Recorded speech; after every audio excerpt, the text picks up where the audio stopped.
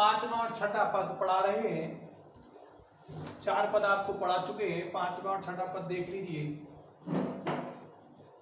थोड़ा आगे सरसरम का धाम सत्वसु वाला, अच्छे अच्छे बहुद्रुम लतावान सौंदर्यशाली, प्यारा वृंदा विपिन मन को मुग्धकारी मिलेगा, आना जाना इस विपिन से मोहमान न होना।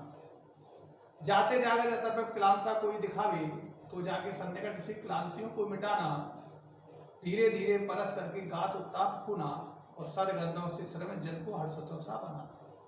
यानी राधिका जी पवन से कह रही हैं कि जैसे ही तुम मेरे इस भवन को त्यागोगी, यहाँ से थोड़ा ही आगे बढ़ोगी, तो तुम्हें क्या मिलेगा?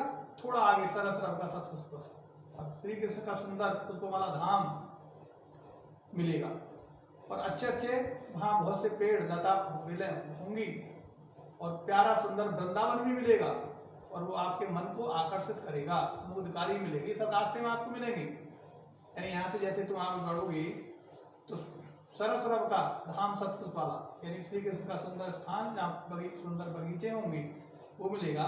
उस बगीचे में अच्छे अच्छे फूल होंगे, अच्छे अच्छे बेलें होंगी, लताएं होंगी, और प्यारा वृंदावन भी मिलेगा, मन को आकर्षित करने वाला मिलेगा।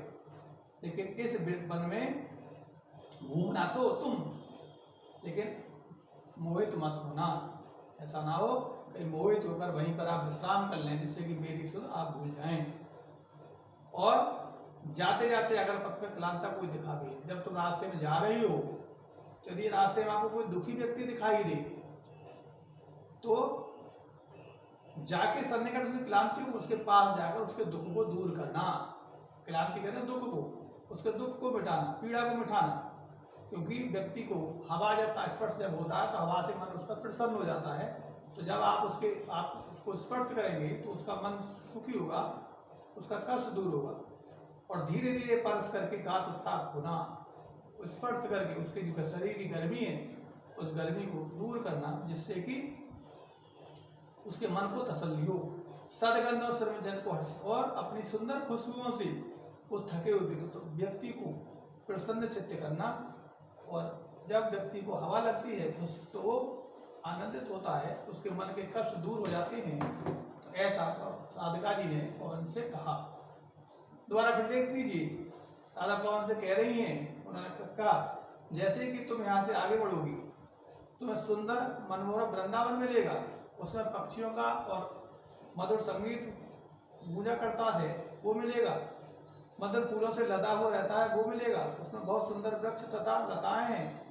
तो उस वन में इधर उधर घूमना, लेकिन मोहित होकर रुकना मत। फिर वे कहती है पवन, जाते जाते यदि मार्ग में तुझे कोई दुखी व्यक्ति दिखाई दे, थका हुआ व्यक्ति दिखाई दे, तो उसके निकट जाकर उसके दुख को दूर करना, और धीरे धीरे उसके शरीर का स्पर्श करके उसकी गर्मी को दूर करना, और अपनी सुगंधी से, खुशबू से उस थके हुए व्यक्ति को प्रसन्न करना। इस तरह से ये राधिका जी के द्वारा कही हुई बातें हैं। एक आपके 2 पद हो गए। इन दोनों पदों का जो गृह कार्य करना है कि राधा जी दुखी व्यक्ति के क्या दूर करने को कह रही है, पहला प्रश्न है। और वृंदा विपिन किसको कहा गया है, तो तीसरा है पद्यांश का काव्य सौंदर्य भी लिखेंगे। यानी इस जो है इस अर्थ के आधार पर प्रश्न के उत्तर आपको उपलब्ध होंगे, मिलेंगे। तो इस तरह से आपको ये पढ़ना है, करना है और इनके उत्तर लिखना है।